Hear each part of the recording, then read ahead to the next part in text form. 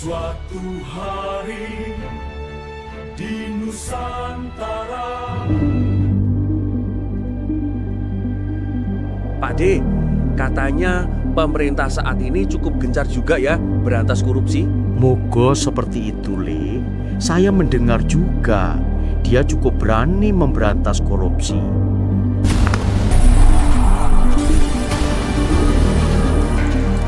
Dia juga tidak tebang pilih, bahkan mafia besar pun dia seret. Wah, kalau seperti itu artinya tidak ada tempat bagi koruptor. Bahkan jaringan korupsi besar yang selama ini sulit tersentuh juga dilibas. Hehehe, moga, Le.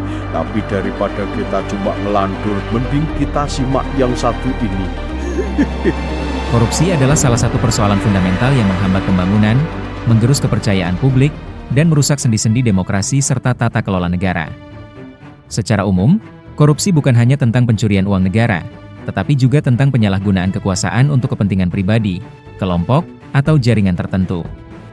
Terbaru dalam pidatonya di acara puncak Munas 6 Partai Keadilan Sejahtera, Presiden Prabowo menyatakan bahwa pihaknya terkejut dengan level korupsi di Indonesia. Presiden menyatakan bahwa kerugian dapat mencapai ratusan triliun dalam setahun akibat praktik korupsi. Pernyataan ini menjadi pengingat bagi kita semua, bahwa perjuangan melawan korupsi tidak boleh berhenti pada wacana atau seremonial semata. Diperlukan perbaikan dan penguatan sistem dan memastikan setiap rupiah kekayaan negara digunakan sebesar-besarnya untuk kemakmuran rakyat.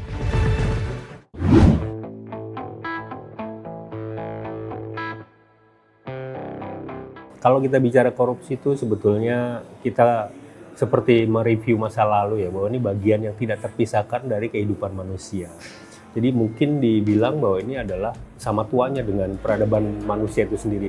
Setelah manusia itu mengenal yang namanya organisasi, kemudian berkelompok, bersosialisasi, setelah itulah kita mulai mengenal adanya korupsi. Jadi kalau kita bicara tentang korupsi di Indonesia, saya kok teringat dengan statement dari ayahandanya Presiden Prabowo, Prof.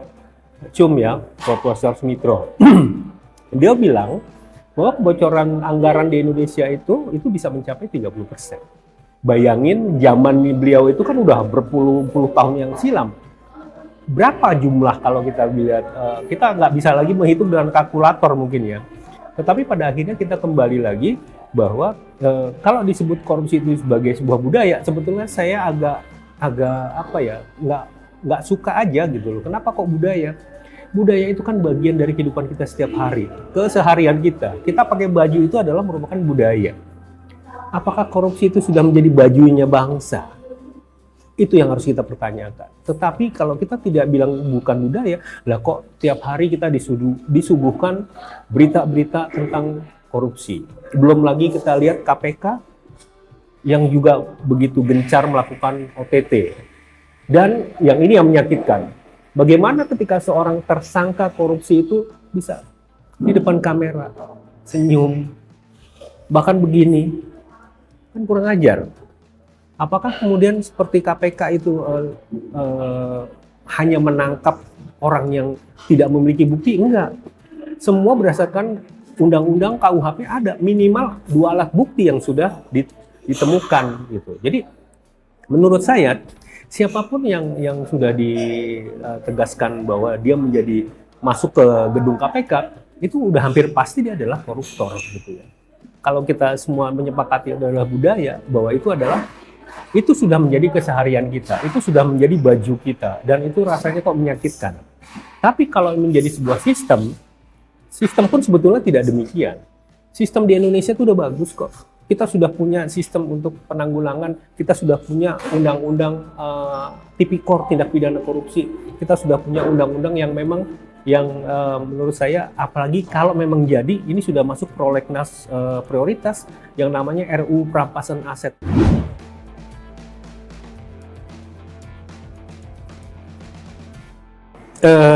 Ya memang baru kali ini, kalau sejauh yang saya pahami, baru kali inilah ada presiden yang mengakui itu secara terang-terangan. Tapi sebelum-sebelumnya juga pasti ada.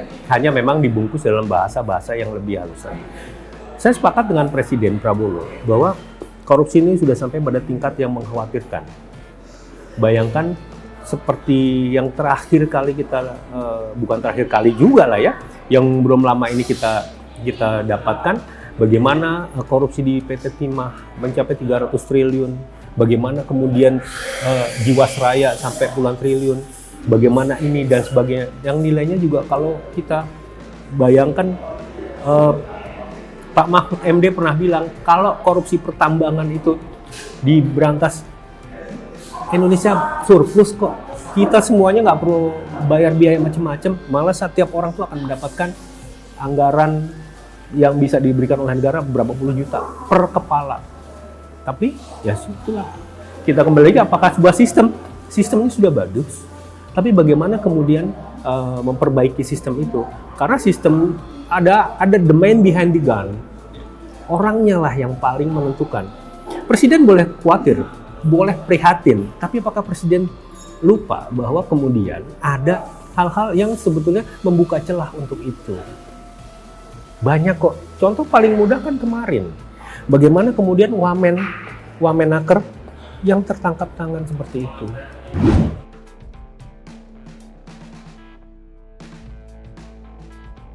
Ya, saya pribadi berharap Presiden tidak lagi pandang bulu terhadap pemberantasan korupsi ya. Tapi paling tidak dengan tidak munculnya amnesti dari Presiden terhadap Noel Wamen itu sudah menjadi satu indikasi lah. Mudah-mudahan itu seperti itu. Bayangkan ketika kemudian kita ambil contoh yang paling sederhana itu adalah kasusnya Noel. Bagaimana hal yang harusnya bisa dipermudah menjadi dipersulit, dan ini menjadi semacam ada gium di publik, di masyarakat. Kalau kita bisa susahin, ngapain kita gampangin? Kan gitu ya. Dan ini hal-hal yang menurut saya sebetulnya kembali lagi ke percakapan kita di awal, ini adalah masalah keserakahan, masalah greedy, masalah keserakahan yang Anda dapatnya segini tapi Anda merasa tidak puas dengan apa yang Anda dapatkan. Gitu. Apa sih yang tidak didapat dari seorang wakil menteri misalnya? Betapa mudahnya dia dapat fasilitas. Saya ambil contoh, katakanlah yang kemarin sertifikasi kesalahan K3. Bayangin kemudian saya ngambil analogi, ada anak yang kemudian mengambil sertifikat itu, ternyata dia harus membayar 5,5 juta. Dan padahal resminya itu adalah 275.000 rupiah. Saya bertanya pada anak itu, berapa persen kenaikan sampai? Artinya ada 1.900% kenaikan yang diambil dari satu izin itu saja. Satu loh.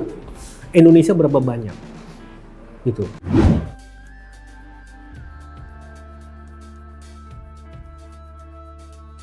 Ya, kalau kita sebutkan itu tekad, ya alhamdulillah lah ya, bahwa BUMN itu akan dibersihkan segala macam. Saya sepakat, saya setuju dengan pernyataan Presiden bahwa Tantim itu dihapuskan saja. Karena kalau kita lihat sekarang BUMN ini kan kalau dulu ya kan kementerian yang menguasai hampir berapa ribu triliun aset.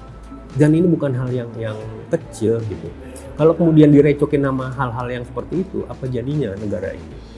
Jadi menurut saya memang sudah saatnya, dan Presiden ya kita butuhkan adalah bertangan besi. Presiden yang bertangan besi ketika dia memutuskan seperti itu. Jangan kemudian ketika ini sudah menyangkut partainya, kelompoknya, temannya, orang yang berjasa terhadap dirinya, akhirnya pura-pura tidak tahu, sudahlah gitu. Dan itu nggak boleh terjadi. Dan saya berharap banget bahwa yang namanya Presiden ya sudah konsisten saja seperti itu. Pembersihan kepada lembaganya itu sangat penting, dan saya melihat niat itu sudah kuat banget. Apa contohnya? Kemarin menterinya ya nggak ditolong gitu. Karena kalau itu sampai terjadi, itu sama saja mencoreng arang di kening Presiden. Karena tekadnya pemberantasan, tapi ternyata digergaji sendiri oleh anak buahnya. Kira-kira seperti itu.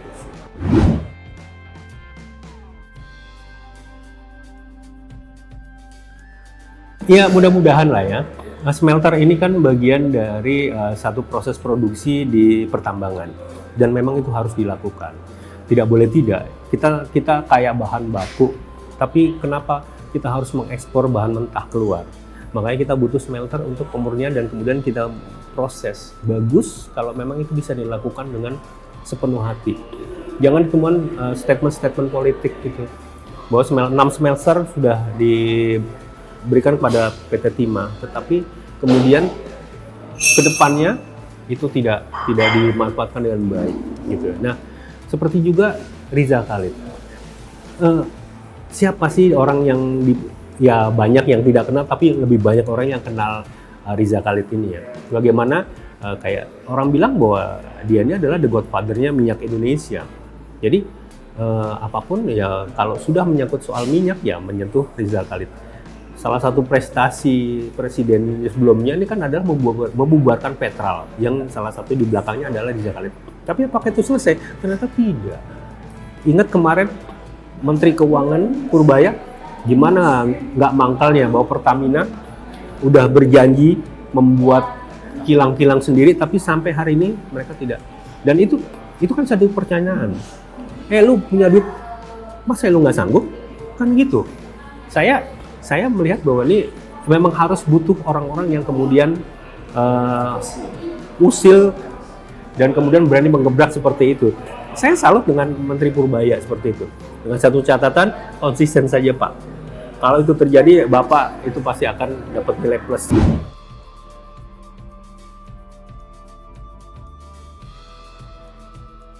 Penindakan hukum tetap perlu dan wajib hukumnya penindakan hukum dilakukan karena nggak mungkin negara ini tanpa hukum. Tetapi yang harus diperkuat adalah bagaimana membentuk mental orang yang anti korupsi. Itu kan nggak semudah mengangkat atau membalikan telapak tangan. Bagaimana pendidikan-pendidikan di Indonesia? Ada nggak yang mengarah kepada hal itu? Apakah lulusan pesantren tuh terus steril dari korupsi? Enggak tuh. Apakah yang lulusan sekolah tinggi teologi misalnya itu juga tidak pernah katakanlah tidak begitu? Saya yakin enggak kok. Jadi gini, analoginya adalah, dan itu pernah saya merasakan sendiri, bagaimana ketika saya melihat duit yang begitu banyak, kalau saya dalam satu acara di depan banyak orang, saya melihat duit 2 miliar di depan meja, karena waktu itu saya wartawan olahraga, saya melihat itu untuk pembayaran petinju. Jadi 2 miliar ditumpuk di atas meja, saya yang lihat begitu aja deg-degan. Bukan duit saya. Tapi begitu ngeliat fisiknya seperti itu, apa jadinya? Siapa yang nggak terdeg-degan gitu loh? Dan kemarin yang beberapa waktu yang lalu kan kita lihat bagaimana Kejaksaan Agung puluhan triliun di depan mata kayak gitu. Itu apa nggak mata pengen copot? Ngelihat kayak gitu. Nah, pendidikan hukum tetap perlu, tetapi bagaimana penguatan seseorang untuk agar dia tidak korupsi. Sederhana loh. Kalau itu bisa dilakukan, saya yakin itu akan baik.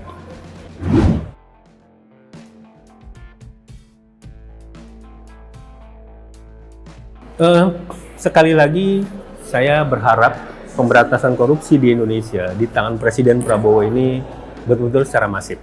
Artinya, kita tidak hanya bisa berharap kepada KPK, kita tidak hanya berharap kepada kepolisian, dan kita tidak hanya berharap kepada Kejaksaan Agung, tapi semua unsur yang memang berhadapan langsung dengan masyarakat. Ayolah, negara ini butuh sesuatu yang kemudian bisa memperkuat fondasi ekonomi kita.